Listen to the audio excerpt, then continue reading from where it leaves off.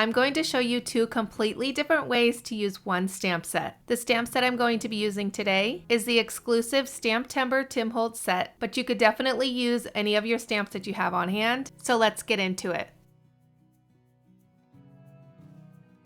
I'm going to start off by creating an alcohol inked background, and I'm going to be using some Yupo paper. I first put down a little bit of isopropyl alcohol, and then I'm going to add my colors. My favorite colors to use are Monsoon, Boysenberry, and Wild Plum. These mix really well together, and they create a gorgeous background. You'll notice that I'm putting a lot of the color on the outside of the paper. This is because I was trying to keep the center white. I did get a little bit carried away because all of the colors were mixing so beautifully together, but you'll see when I cut down the background, there's still a little bit of contrast in the center. I will add a little bit of isopropyl alcohol when I feel like I need to move the color around more. There are so many different ways you can move around the alcohol ink on Yupo paper. I really like to use the Tim Holtz blower tool and then my hair dryer, and I really don't like using a straw, but I wanted to see what kind of cool effects I can get. When I use a straw, I feel like I'm sucking up all of those fumes from the alcohol, and it makes me really lightheaded. But I decided to give it a try anyways. I'm going to add some texture with some isopropyl alcohol splatters. I cut the background down to 4 by 5 1/4.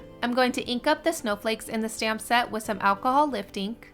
Then I'm going to stamp them onto my alcohol inked background. I like to use my Misty and my Stampendable tool to make sure that I get a good impression. I've picked up the alcohol ink on the background. Then I'm going to stamp the snowflakes onto a piece of alcohol ink cardstock. Again, I'm going to be using my Stampendable tool to make sure that I get a good impression. I'm going to carefully bring that background we lifted the ink from back to my Misty to stamp some more snowflakes. Once I lifted the ink onto the stamps, I'm going to bring back the white cardstock and stamp the snowflakes onto a different part of that card panel.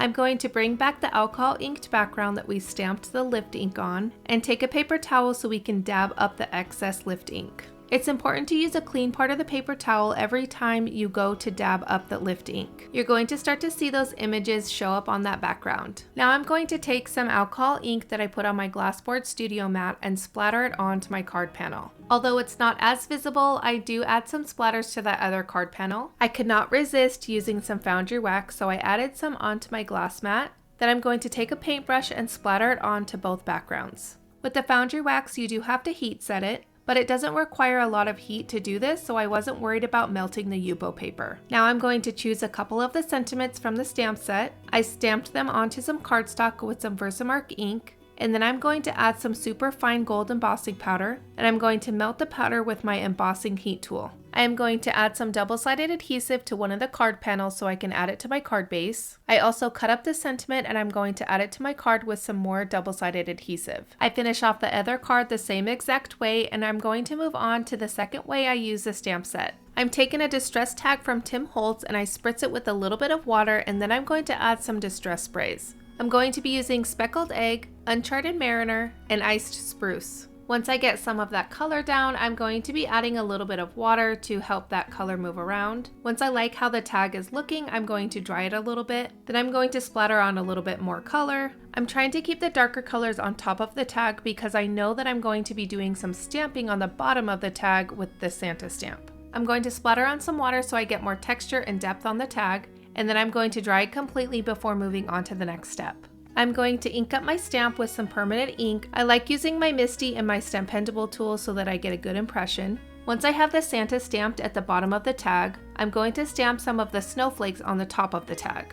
I'm going to take this really tiny blending tool and add some gesso to it, and I'm going to use the stencil that comes with the stamp set, and I'm going to pounce on some of that white so it looks like snow. If you're a control freak, this is a great way to add the look of splatters. Now comes the fun part. I'm going to actually be coloring the image. I don't do this often, but I just had to try the new Distress watercolor pencils on top of the Distress sprays. And if I'm being honest, I was pretty skeptical that it would actually work, but you can see the color is very vibrant, and to my surprise, it didn't turn into a muddy mess. As I color the image, I have a few tips that may help you when using the watercolor pencils. I like using a brush that you could stick the water in, and then I can control how much water I have on my paintbrush and how much water I'm adding to my image. I also have a paper towel off to the side so I can dab off any excess water if need be. To add the color, I'm using a pouncing method instead of a back and forth stroke. I'm definitely not striving for perfection, I'm just trying to get some color onto the image so it stands out. Still using that pouncing method, I'm adding the white with some gesso. I'm not going to be coloring this full image, just the Santa and the trees. Now at this moment I realized that the snowflakes I added with the stencil was a little bit too perfect for me, so I'm going to be adding some splatters. Now I needed to tie everything together, so I'm going to be adding some gesso to the side of the tag, and I do this by using a brayer. And my brayer has a lot of built up paint on it, and this is going to add a lot of texture. I felt like the tag was missing something, so I added some snowfall grit paste. I'm only adding the grit paste to the white areas on Santa's suit. I stamped out a sentiment and I'm going to adhere it to the tag with some Barely Art glue. And just like that, I have two completely different projects using one stamp set. But there are so many more ways you can get the most out of your stamps. So be sure to check out all the techniques right here and see just how versatile stamps can be.